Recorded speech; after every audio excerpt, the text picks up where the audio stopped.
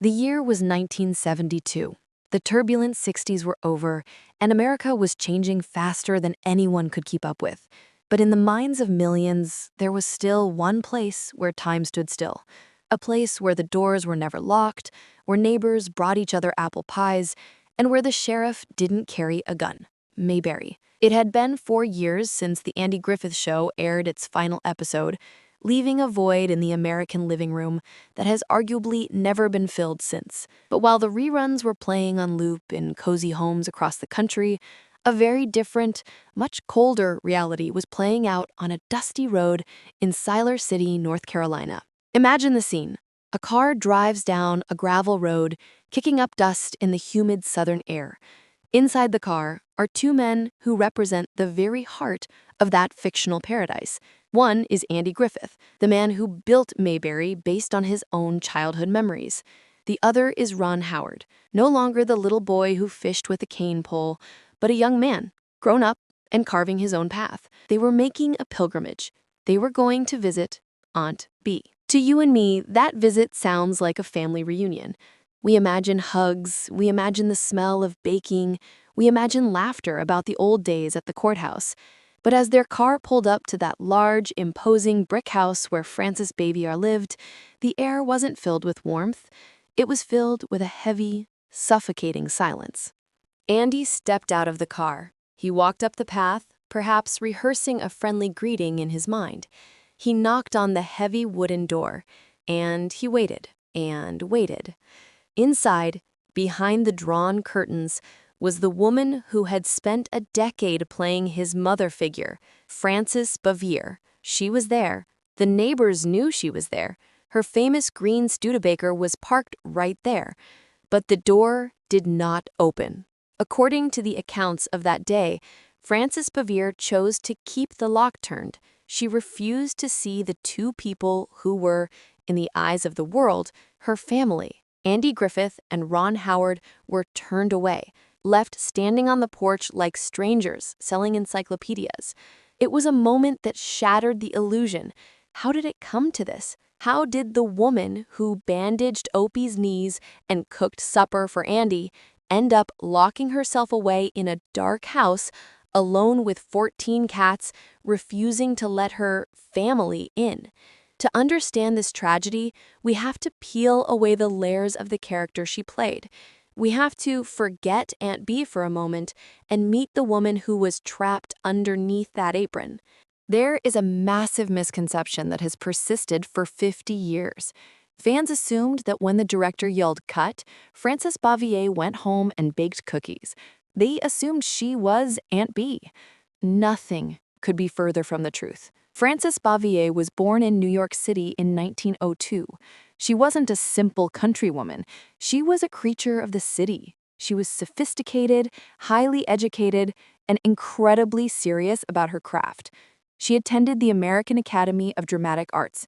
She was a Broadway star who moved in elite circles, performing in classic plays by the likes of Henry James. When she was cast in the Andy Griffith Show in 1960, she viewed it as just another job, a paycheck in Hollywood. She didn't know she was signing up for a cultural phenomenon that would consume her identity. Imagine a classically trained violinist being asked to play fiddle in a rowdy country barn dance. That was Frances Bavier on the set of the Andy Griffith Show. The set was known for being loose and fun. Andy Griffith was a natural storyteller, loud and boisterous. He played practical jokes, he played the guitar between takes. Don Knotts was a comedic genius who thrived on improvisation and chaotic energy. The cast felt like a group of friends hanging out, except for Frances. She hated the noise. She hated the improvisation. She wanted total silence and strict adherence to the script. She saw acting as high art, while Andy saw it as entertainment. An anonymous crew member once described the atmosphere. When Frances walked onto the soundstage, the temperature dropped 10 degrees. She was a total pro, but she wasn't there to make friends. She was there to work, and she resented the fact that the boys were having so much fun. This wasn't just a personality clash. It was a war of philosophies, and it hurt Andy. Andy Griffith was a man who wanted everyone to like him. He thrived on approval. But no matter how much charm he turned on, he couldn't win her over. In a candid interview years later, Andy admitted with genuine sadness, "There was just something about me she did not like." Think about the weight of that sentence. For 8 years, 249 episodes, Andy had to look into the eyes of a woman who held him in contempt and pretend she was his loving aunt. That is not just acting, that is endurance. I want to pause here for just a second. It's hard to hear these stories, isn't it? It's almost like finding out your own grandmother had a secret life. We all want to believe that Mayberry was real, that the love we saw on screen was 100% genuine. And in many ways, the magic they created was real, even if the reality behind it was messy. If you grew up watching Aunt Bee, if you miss the days when television shows had heart and soul, please take a moment to hit that like button. It tells YouTube that we still care about these stories. And if you want to join our community of classic TV lovers, hit subscribe. We are digging deep into the archives to bring the truth to light with respect and nostalgia. Now back to the story, because things on set were about to get physical. If her relationship with Andy was cold, her relationship with little Ron Howard was heartbreakingly distant. Ron Howard was a child prodigy. He was respectful, talented, and kind, the perfect TV son. But Frances Bavier had little patience for children. To her, a child on set was a distraction. It was an unprofessional element. Ron Howard, being the gentleman he is, has always been very polite about her in interviews. He once said, "I don't think she enjoyed being around children much." But let's look at the reality. There were no games of catch between takes. There were no grandmotherly hugs when the camera stopped rolling. Ron learned very quickly to give Ms. Bavier her space. Can you imagine being a 6-year-old boy, looking up to this woman who is supposed to be your warm, loving guardian, and seeing only ice in her eyes? It speaks volumes about Ron Howard's talent that he could portray such love for a woman who gave him so little of it in return. But the tension wasn't always silent. There was one day when the dam broke. We have to talk about the umbrella incident. It sounds like a cartoon, but it was a very real, very shocking moment that became legendary among the crew. George Lindsay joined the cast later as Goober Pyle. George was a lot like his character, a big, lovable, slightly goofy guy who liked to tell dirty jokes and curse like a sailor when he thought no ladies were around. Well, one day he thought wrong. They were preparing for a scene. The lights were being adjusted. George, frustrated about something, let out a string of curse words. He was just blowing off steam. But Frances Bavier was sitting nearby in her chair. For Frances, this was the ultimate disrespect. It was vulgar. It was everything she hated about this hillbilly show she was stuck in. She didn't just scold him. She didn't just complain to the producers. According to eyewitnesses, the 60-something-year-old actress stood up, marched over to the burly George Lindsay, and whacked him over the head with her umbrella. Imagine for a moment Aunt Bee assaulting Goober. The set went silent.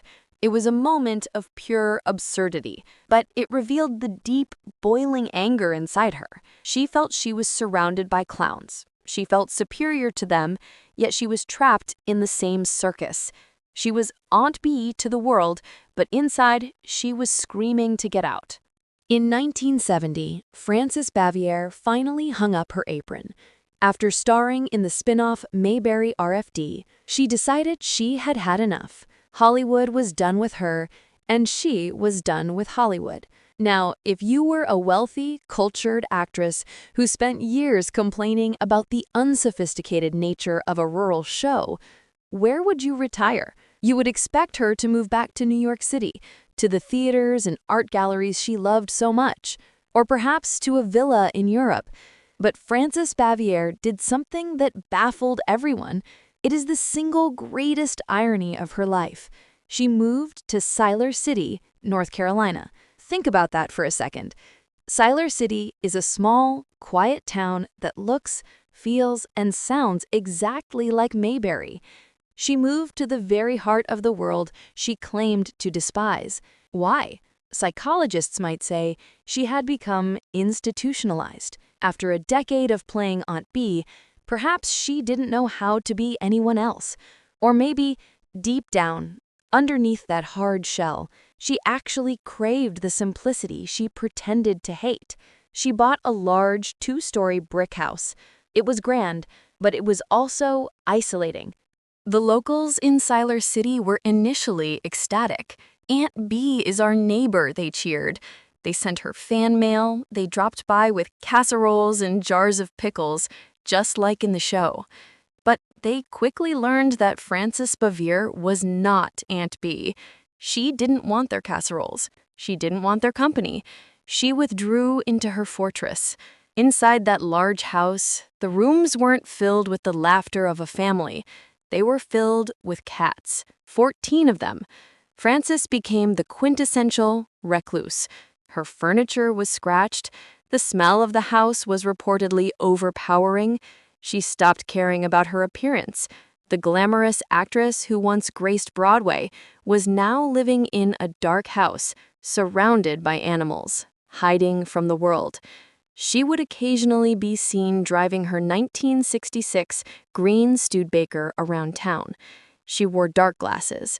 If a fan approached her in the grocery store to say, "I love your show," she would often respond with a curt nod or simply walk away.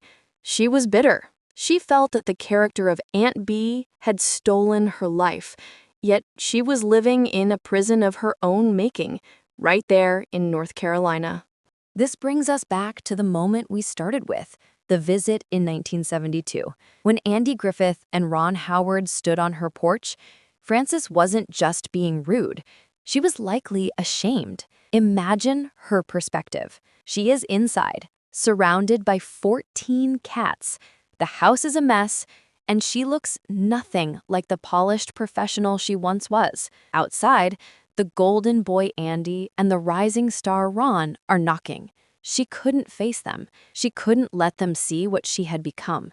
So she kept the door locked. Andy Griffith left that day with a heavy heart. He didn't understand the depth of her struggle.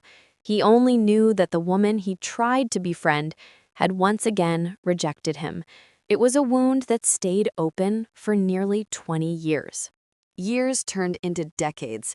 The Andy Griffith Show became a legend. It never went off the air. Every single day, somewhere in America, Aunt B was serving dinner. But the real Frances was deteriorating. Her health began to fail. She suffered from heart problems. Her circle of trust shrank until it included almost no one. She was the most famous grandmother in America, yet she was dying alone. The press would occasionally write sensational stories, Aunt B's secret misery, but nobody really knew what was happening in that house. She was proud, and she was stubborn. She refused to ask for help. But then came 1989. Frances was terminally ill. She was bedridden. The end was coming, and she knew it. There is something about death that strips away the ego. All the petty feuds, the professional jealousy, the annoyance about unprofessional behavior, none of it mattered anymore. What mattered was connection. From her deathbed, Frances Bavier picked up the phone. She dialed a number she hadn't called in years. She called Andy. We don't know the exact transcript of that conversation, but we know the essence of it. It was a bridge built over troubled waters.